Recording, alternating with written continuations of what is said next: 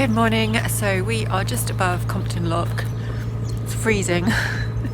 Just switched the engine on and we are about to head off to do the 21 locks on the Wolverhampton flight. Still annoyed about the notice that said that that flight wasn't shutting until the 18th of February. The canal isn't frozen here, but I'm sure we're going to meet some ice at some point. And luckily we have a viewer slash Twitter follower who has offered to come and help us, so hopefully it'll make it a lot easier to get us down that flight in the freezing cold. So we should get going.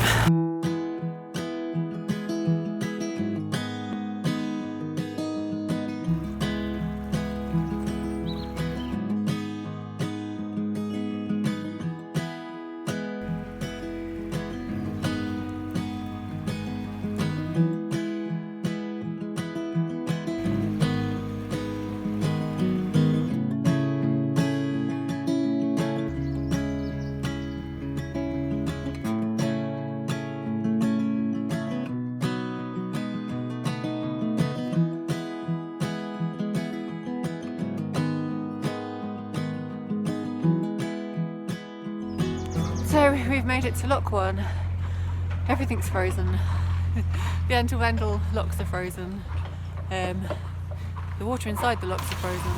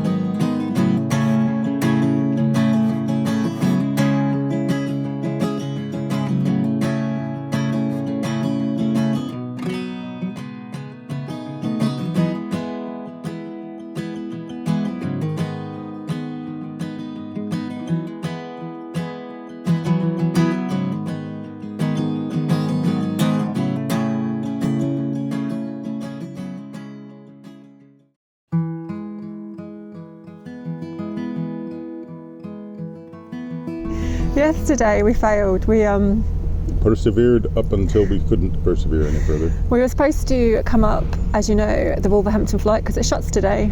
We got 3 locks up and the ice was just so thick. Like, we shouldn't have done the last pound. Like, it was over 1 inch thick in the last pound. And there was places where it was overlapped, like 2 pieces had frozen together. Because a boat had come through yesterday and churned it all up, so then when it froze again, it was on top of each other. So yeah, and then we got up to this pound and it was like, nope, we are not going any further. It was -4 yesterday and there was no ice until we got to the flight, and then everything was just iced up. It was really thick. Yeah. And we didn't know what to do because obviously this flight shuts today. It shuts from an hour ago, and we didn't really know what was going to happen.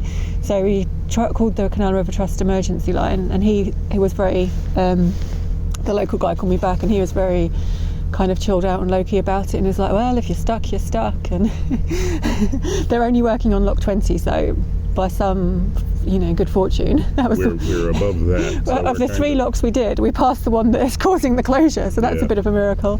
Although whatever they're doing down there, or whatever they've done overnight, or maybe it's just a leak, this pound is draining, so we have only a few inches left before we hit bottom, so we're not going to stay here. So yeah, we're going to carry on as far as we can today. We had a viewer, Matt, who came out yesterday to help us, and we were really grateful, and he said he'd come if we asked to help us up the other ones, but we're on too short notice. Yeah, so I've let him know, but like I feel a bit bad. Like we didn't know until we woke up and saw the dropped pound and that we've got at least 3 more locks we can go up right now. So the main issue is, apart from this dropping pound, is that because this flight's closed, what they usually do is they lock the top and bottom lock. So we could get to the top and find that it's padlocked shut. But the guy knows we're going up. He's supposed to be calling back this morning. So hopefully we'll hear from him and hopefully someone will let us out if we get that far. Yeah. So we very well may not. The reality is that The next pound up was frozen as badly as this one. It's cracked, and there are large sheets of ice, but there isn't anything that should completely stop us from getting through. And once we get to the railway bridge that you can sort of see in the distance, it'll be clear. All right, let's get going. Yeah, so we're on our way.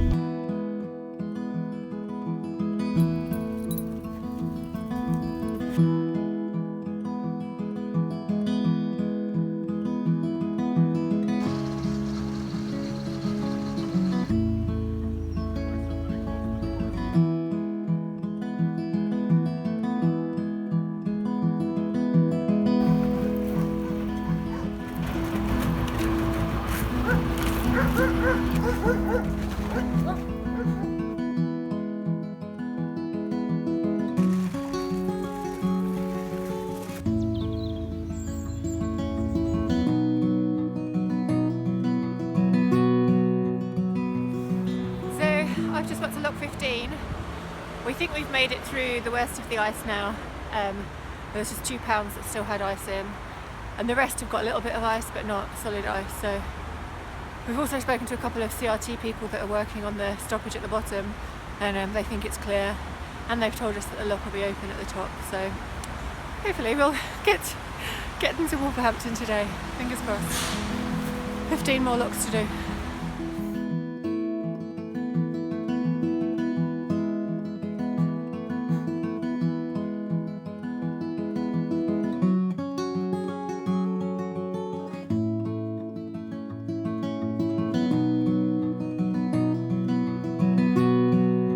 Cleared lock 14, and I've had a call from the Canal River Trust, the guy I spoke to yesterday, who says that work is starting on lock 11 today and we need to clear it like now. The notice for lock 11 says that it's not starting for another 2 weeks, so it's just blooming ridiculous, and we're not happy. And we can see them at lock 11 and they better wait for us.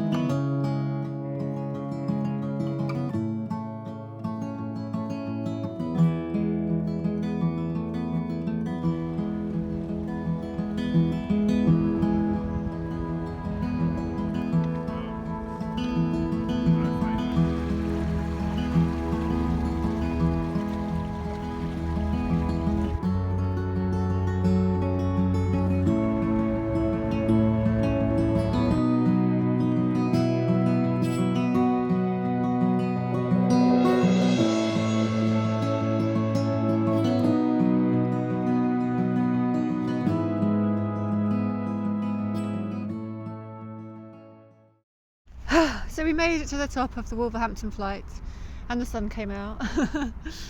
For beginning of February, it's beautiful. Considering that it was -4 yesterday and there was ice on the canal. Yeah.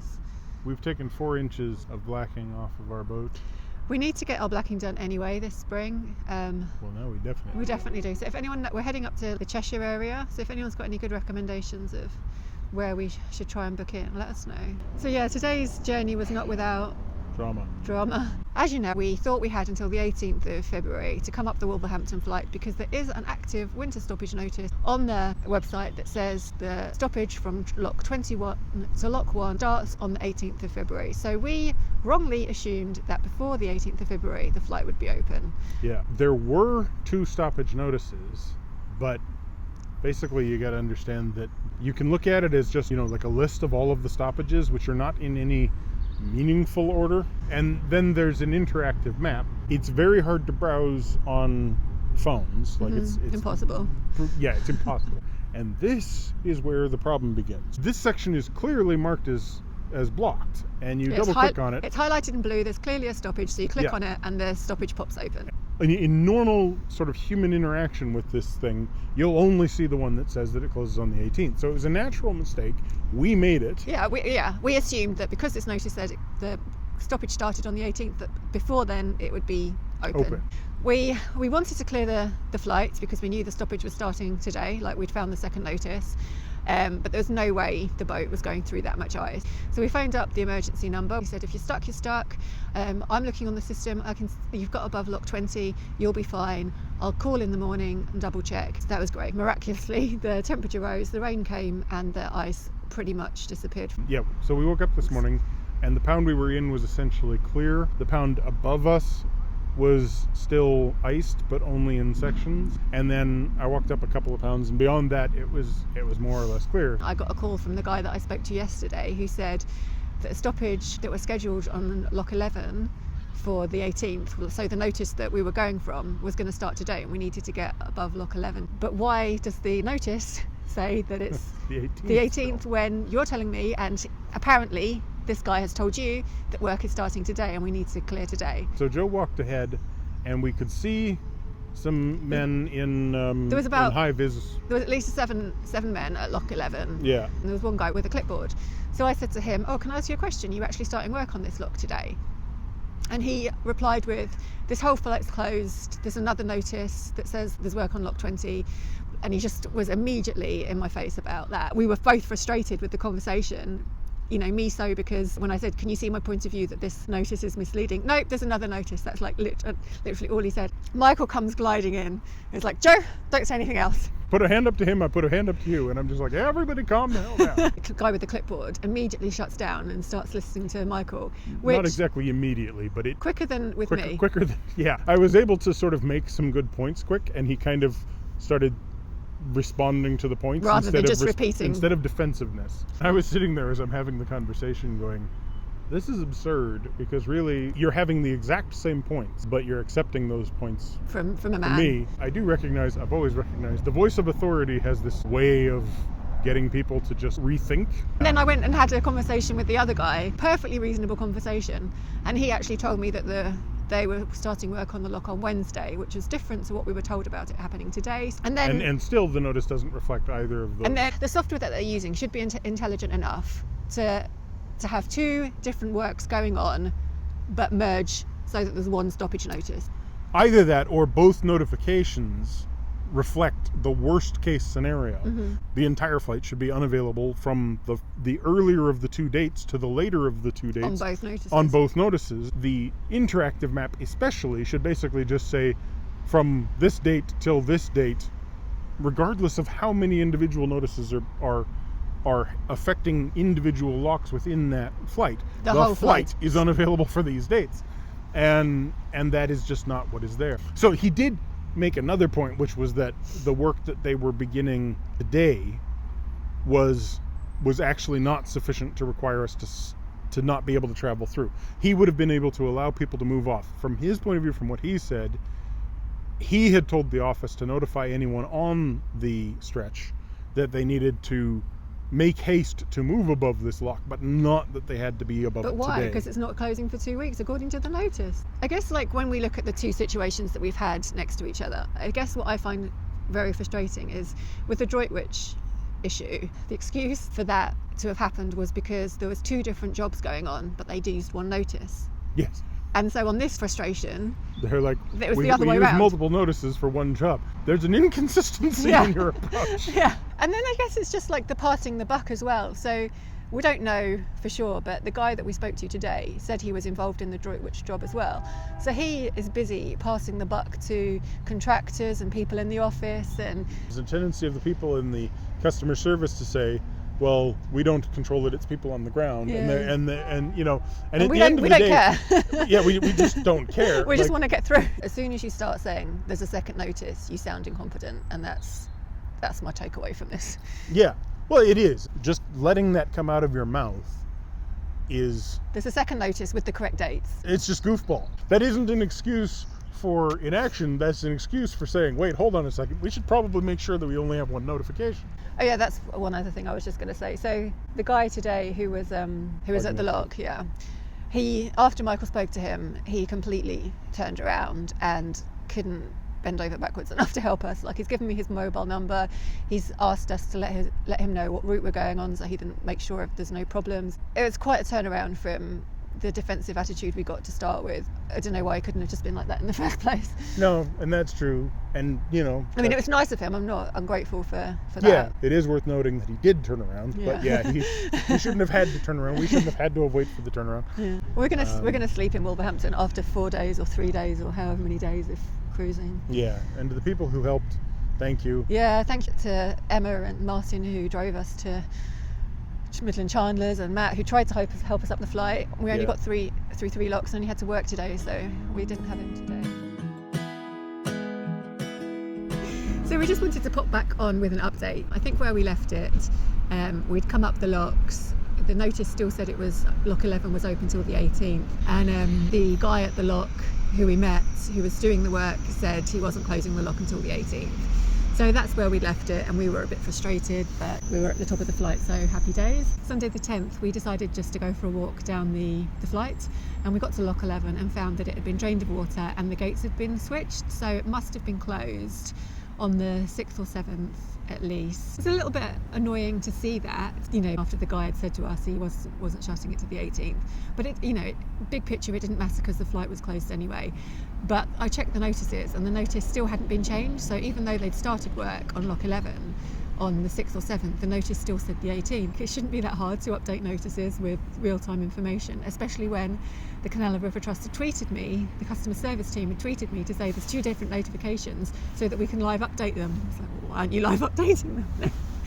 So I just sent off another email just to ask how long the work had been scheduled to start on the 6th or 7th. In other words, how long had that notification been out of place, and ask why it still wasn't up to date. And they came back, and she did actually say to me, I think if I'd originally raised just one stoppage notice for the whole flight with further details within the notice, so it was clear to all users, boaters, walkers, fishermen, etc., exactly when and where the navigation would be closed. And then she said, hindsight is a great thing, I'm sure you'll agree. So she kind of saw my point that having 2 notices with 2 different dates was, you know, could be misleading, and we certainly found it misleading because we looked at the wrong notice. And then so my other question was, how long had the work been scheduled to start at lock 11 on the 4th? When we went through on the 4th, there was a team of guys there standing there ready to start work. And it got drained on the 6th or 7th, we think. So how long had they known? And they basically told me that this job got pulled forward because of the Droitwich job getting shortened. So if you haven't seen our video on the Droitwich, I'll link it below. But we know from our previous correspondence that the decision to change the Droitwich job happened on the 8th of January. So they've known since the 8th of January that they'd need less time for that, and this team would be free. So in theory, they've known, you know, for over a month that this job was starting early, and the notice hadn't been updated. Although in her email, she said I don't want to name him, but the team leader, I don't know what to call him, the team leader contacted me late on Friday the 1st of February to tell me he would start work at lock 11 early. So I don't know if that decision was made late on the 1st of February to start the work early, or whether he just decided to update the person on the 1st of February. I mean, it seems pretty short notice to then have materials and equipment in place. At any one of those points, there's the opportunity to update the notification. And here it is, you know, the 14th. No, it got updated. I checked yesterday or the day before, and it now says that it's closed from the 11th. Well, It was closed on the 6th or 7th, but whatever. Clearly it was not deliberate, it was just, I think we've just been unlucky in our experience. Yeah, I mean, unlucky, and also, we are probably the only boat moving over this distance at this time. Yeah, no, there are other boats moving. We saw a couple of boats on the Droitwich moving. The reality is that we're moving enough distances and through enough of these closures that we're the ones most likely to hit the errors. That's true. So we're sort of rolling the dice more often, which means we're more likely to run into it. They've said, I'll be trying very hard to improve how we communicate information about works in the future. So that's all you can ask, really. And they were, the way they responded to our queries and emails was fine. It was good. So yeah, I think the main thing that seems to have annoyed you about it is that people give mixed information. Yeah. And they all state things in a way that is very, this is the way it is, and I'm assured, and this is the truth, and yet it's but you're giving us conflicting information with other people. Yeah, and the guy at the lock was well, the people in the office don't know what's going on. Well, of course they don't know what's going on. You need to tell them what's going on, Yeah. But that was the excuse he gave for us being told that, because I said, I spoke to someone that morning and who told me that the lock was being closed in the next couple of days. Well, people in the office don't know what's going on. Okay, Then inform them. Inform them, yeah. That's your job. That's the thing, that I don't mind things changing. I don't mind dates changing. I don't even mind if, we're given short notice. But just tell us, just update. If you get information or something changes, just put it on the notices so that when you do look, you see the right dates. Yeah. Don't wait a week and a half. You can't see both notifications on your interface. The interactive map is set up in such a way that if there are two notifications in very close proximity to each other, one of them will beat the other one. You won't be able to see them both. And also it's saying that because one of them is right, it doesn't matter if the other one's wrong. It's just it just sounds stupid. Infuriating to be told that repeatedly. And then in the email as well, I got the same thing. I was just oh my God, please don't say that to me again. I think next year we'll just get a winter mooring. Yeah, possibly. So that was our hopefully last moan about the winter stoppages. Yeah, well, hopefully there's no more winter stoppages. There is one just up here that we're going to hit, but yeah, but it's on the notice board. Oops. I just don't want to hit any more that aren't on there. That's the thing, we don't know what was going to. Yeah, it's a random. It's a roll of the dice every day. So exciting, this canal boating. Exactly. All right, thanks for watching.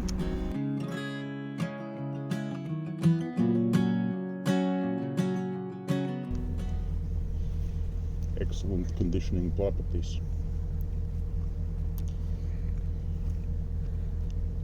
Deeply racist stereotype about the Russians who like vodka and Trabants. No Trabants. So yesterday finished? Yeah, swallowed the toast. And the Russian? Yeah. Yeah. You never know what will happen with the Russian. Ew. What? It sounds like something from the In-Betweeners. That's why I said it. Yeah, so now I've got an image of that kid holding onto a pigeon. Ugh. Oh, the world. Disturbing place. So we just wanted to pop back up. Are you going to be annoyed that your head's cut off? Yes. I'm always annoyed when I'm a decapitated person. No, we were at the top of the fright, so we got comfortable in Wolverhampton.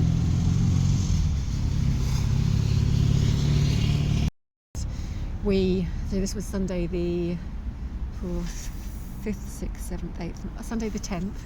Hit the subscribe button if you want to watch our future videos, and if you want a notification, hit the bell. I'm sorry I said all that so Michael didn't get to mess it up. Bah. I'll screw it up next time. Tune in for that.